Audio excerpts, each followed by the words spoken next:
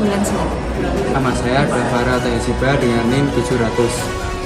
Nama saya Salwa Permatasari dengan NIM belakang 750. Nama saya Nur Aisyah Tasyayu Purnama dengan NIM belakang 751. Nama saya Daval Ananta dengan NIM belakang 752. Majelis Hakim Pengadilan Tindak Pidana Korupsi Jakarta menyatakan 2 terdakwa kasus korupsi Jiwasraya. Kasus dugaan korupsi IKTP telah memasuki sidang perdana pada Kamis lalu.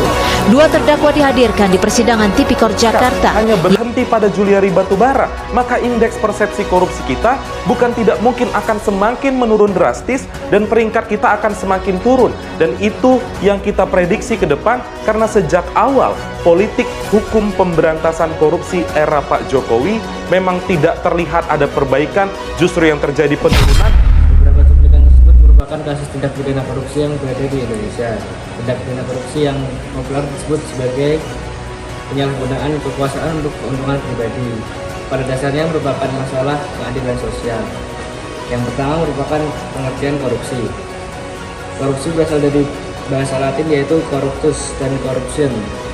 Artinya buruk, bejat, menyimpang dari kesucian, perkataan menghina atau memfitnah.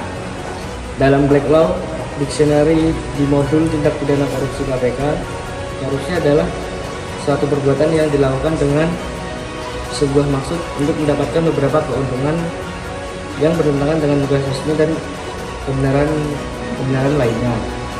Sesuatu perbuatan dari sesuatu yang resmi atau kepercayaan seseorang yang melakukan dengan melanggar hukum dan penuh kesalahan memakai sejumlah keuntungan untuk dirinya sendiri atau orang lain bertentangan dengan tugas dan kebenaran lainnya. Dalam konteks kriminologi atau ilmu tentang kejahatan ada beberapa tipe korupsi. Antara lain, yang pertama election fraud adalah korupsi yang berkaitan langsung dengan kecurangan pemilihan umum. Yang kedua ada directionary corruption, yaitu korupsi yang dilakukan karena ada kebebasan dalam menentukan kebijakan. Yang ketiga ada ideological corruption, ialah perpaduan antara directionary corruption dan illegal corruption yang dilakukan untuk tujuan kelompok.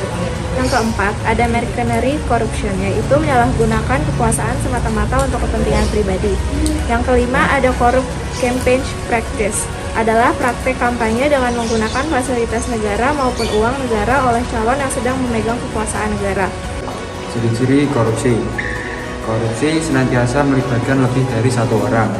Korupsi melibatkan elemen kewajiban dan keuntungan timbal balik. Kewajiban dan keuntungan yang dimaksud tidak selalu berupa uang, bisa berupa properti maupun perhiasan. Yang keempat, setiap tindakan korupsi adalah suatu pengkhianatan kepercayaan. Terus, setiap perbuatan korupsi mengandung penipuan. Biasanya dilakukan oleh badan publik atau umum masyarakat. Mereka yang mempraktikkan cara-cara korupsi biasanya berusaha untuk menyelubungi perbuatannya dengan berlindung di balik pembenaran hukum. Unsur-unsur tindak pidana korupsi. Yang pertama, dalam hal tindak pidana korupsi oleh atau atas suatu korporasi, maka tuntutan dan penjatuhan pidana dapat dilakukan terhadap korporasi dan atau pengurusnya. Yang kedua, tindakan pidana korupsi dilakukan oleh korporasi apabila tindak pidana tersebut dilakukan oleh orang-orang baik berdasarkan hubungan kerja maupun berdasarkan hubungan lain. Bertindak dalam lingkungan korporasi tersebut baik sendiri maupun bersama-sama. Yang ketiga, dalam hal tuntutan pidana korupsi dilakukan terhadap suatu korporasi, maka korporasi tersebut diwakili oleh pengurus. Yang keempat, pengurus yang mewakili korporasi sebagaimana dimaksud dalam ayat 3 dapat diwakili orang lain. Yang terakhir, hakim dapat memerintah supaya pengurus korporasi menghadap sendiri di pengadilan dan dapat pula memerintah supaya pengurus tersebut dibawa ke sidang pengadilan.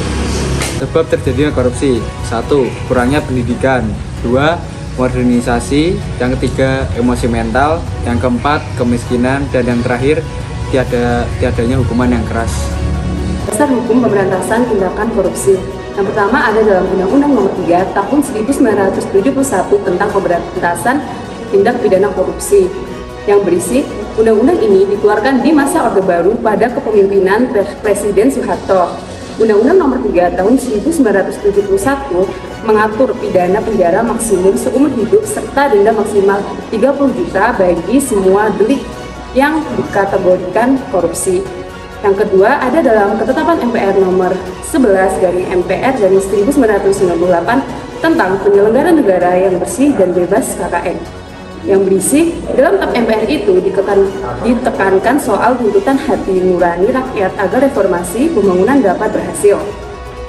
Salah satunya dengan menjalankan fungsi dan tugas penyelenggara negara dengan baik dan penuh tanggung jawab tanpa korupsi.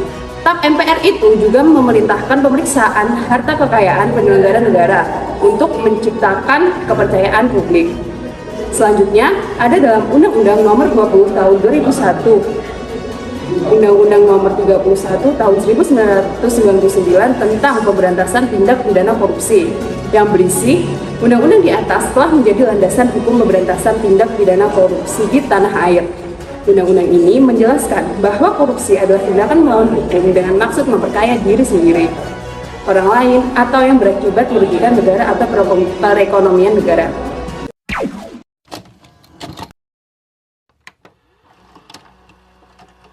Hey guys, kita lagi. Saya akan menyebutkan ciri-ciri korupsi. Kakinya sakit ya?